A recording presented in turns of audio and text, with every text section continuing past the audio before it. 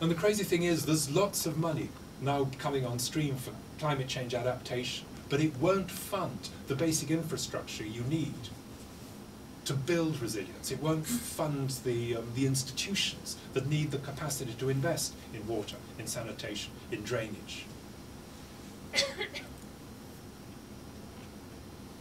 Of course, low-income groups are very ingenious. They find clever ways for reducing risk. It's often at a household level. This is from Korail, one of the biggest informal settlements in Dhaka. And there's all sorts of clever ways, even with this extremely cheap and basic house, they find to lower surface temperatures, to get every possible wind. Very often they'll grow creepers on the top because this reduces the heat gain. These are some household responses in an informal settlement in Dar es Salaam, where it floods so often. And you can see households just trying to protect themselves from the floodwater. But there's huge limits to what community organizations can do. Maybe they can adjust their home, maybe they can adjust their neighborhood. Some very good community organizations have transformed drainage, for instance, and basic sanitation.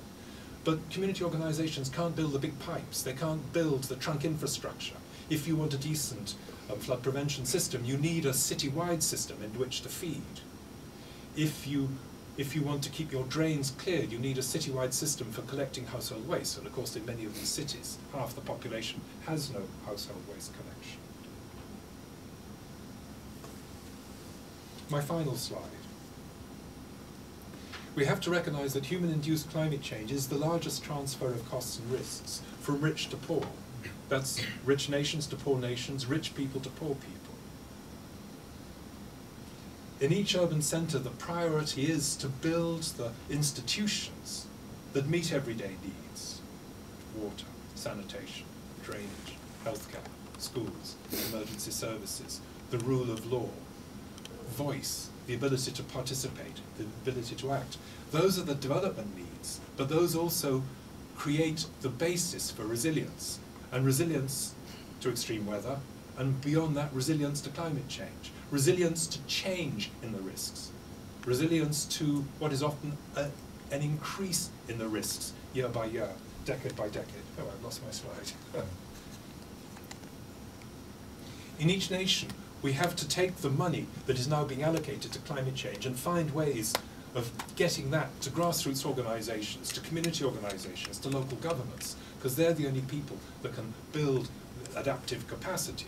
At the moment, there's this enormous gulf between where all the money is and the people who need to act, who need to be supported to act.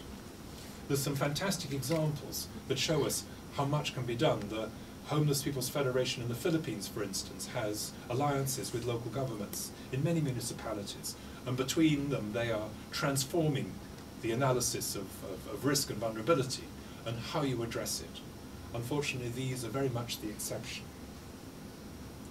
For many years I've been lobbying the UN Framework Convention on Climate Change to change its name, and here is my recommendation for the acronym that they should have. And so instead of the UN Framework Convention on Climate Change, it should be the UN Framework Convention on Climate Change for countries, cities, communities and citizens, to remind them that they should be accountable to communities and citizens. And finally, we need to move from resilient cities to cities that are transformed, where you not only have development, you not only have resilience to climate change, but you begin to reduce the generation of greenhouse gas emissions, so you achieve all three simultaneously. We know it's possible. We know, for instance, in a city like Toronto, there's a 10-fold difference in per capita greenhouse gas emissions. And it's nothing to do with income, it's to do where people choose to live, the houses they choose to live in, and the transport system they choose to choose. There's many very successful cities with a very high living standards that still only have 2 tons of carbon dioxide equivalent per person per year, which is the level we're aiming for.